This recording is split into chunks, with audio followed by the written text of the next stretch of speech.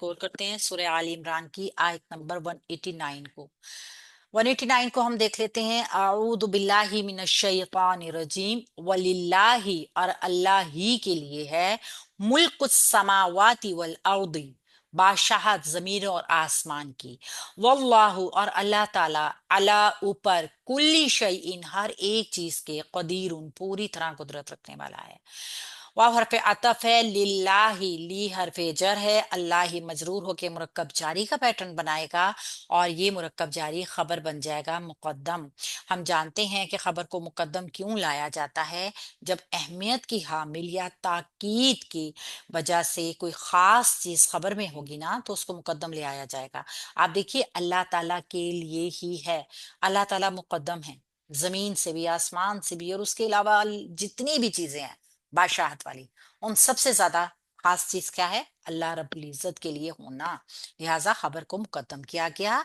मुल्कुस समावाती वल अर्दी, पहले अस्समावाती वल अर्दी को मुरक्कबे अतफी बनाएंगे, सीन मीम वाओ हमदा हमजा रा द्वाद रूट वर्ड के साथ, और फिर इसको मुल्कुस समावाती वल अर्दू को मुरक्कबे इजाफी बना लेंगे। कैसे? मुल्कु मुजाफ, अस्समावाती वल अर्दी मुजाफ अलैह। ये मुजाफ मुजाफ अलैह जो है मरफू इसम होने की वजह से मुब्तदा बन जाएगा, जो कि मुअख्खर होकर आया है। तो खबर मुकद्दम अपने मुब्तदा मुअख्खर के साथ मिलके जुमला इस्मिया खबरिया हो जाएगी। वाव हरफ अतफ है, अल्लाहु मुब्तदा, अल्लाह रब्बुल इज्जत का अपना जाती नाम, नामे इसमें जलाला है और मरफू होकर आया है, तो इसको मुब्तदा बनाएंगे। अला ऊपर, अला हरफे जार है, कुल्ली शैइन मुरक्कबे जारी का पैटर्न, मुरक्कबे इजाफी का पैटर्न है। ये मुरक्कबे इजाफी जो है अला हरफे जार से मजरूर होके मुरक्कब जारी का पैटर्न हो जाएगा, जो कि मुताल्लिक हो जाएगा खबर के। और कदीरुन नकरा इसम आ गया हमारे पास, मरफू आ गया हमारे पास, तो अल्लाह मुब्तदा की खबर बनेगी। यानी अल्लाह ताला पूरी तरह कुदरत रखने वाला है हर एक चीज के ऊपर। अब यहाँ पे अगर हम देखें, मवाजना करें, तो बहुत कुछ हमें मिलता है।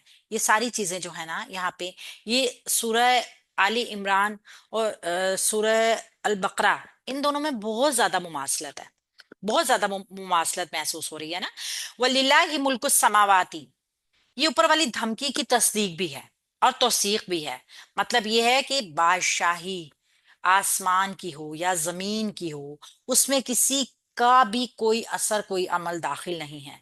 जो लोग अल्लाह रब्बुल इज्जत की सरकशी कर रहे हैं ना, वो हर वक्त अल्लाह ताला की मुट्ठी में है। अल्लाह एक एक चीज के ऊपर हर वक्त कुदरत रखने वाला है। इसमें जो दुआ है, ये भी आगे हमें इंशाल्लाह ताला पता चलेगा इसका। अल्लाह रब्बुल इज्जत की कुदरत की निशानियां पूरी कायनात में बिखरी पड़ी हैं। हम आसमान जमीन के गोशे गोशे को देखें, हर एक चीज पे अल्लाह रब्बुल इज्जत की कुदरत से भरी हुई है। तो असल शय क्या थी? नबी की दावत पर ईमान लाने के लिए जो जरूरी है वो ये चीज नहीं है कि कुर्बानी पेश की जाए, फिर उसको खाने के लिए आसमान से आग उतरे। बल्कि जरूरी क्या है कि इन तमाम बातों को सुनने के लिए लोगों के कान खुलें, जो कि अल्लाह रब्बुल इज्जत की तरफ से आई हैं। ठीक है ना? आंखें खोलें, इस कारखाने कायनात की हिकमत को देखें, गौर फिक्र करें इन तमाम चीजों के ऊपर। लोग अपने दिमागों से, अपने अकल से काम लें।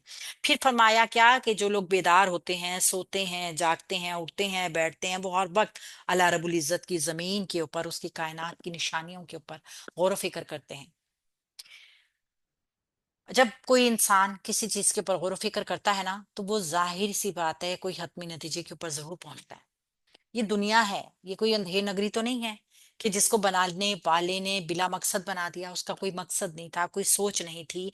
तो अल्लाह से दुआ करते रहिए, अल्लाह से दुआ करते रहिए। अल्लाह के नबी को कहा गया है कि अल्लाह रब्बुल इज्जत ऐसे ही शुतर बेमहार ऐसे लोगों को नहीं छोड़ देगा जो अल्लाह के नबी का दिल दुखाते हैं, जो उनसे ऐसी बातें करते हैं कि उनका सीना घुटने लगता है।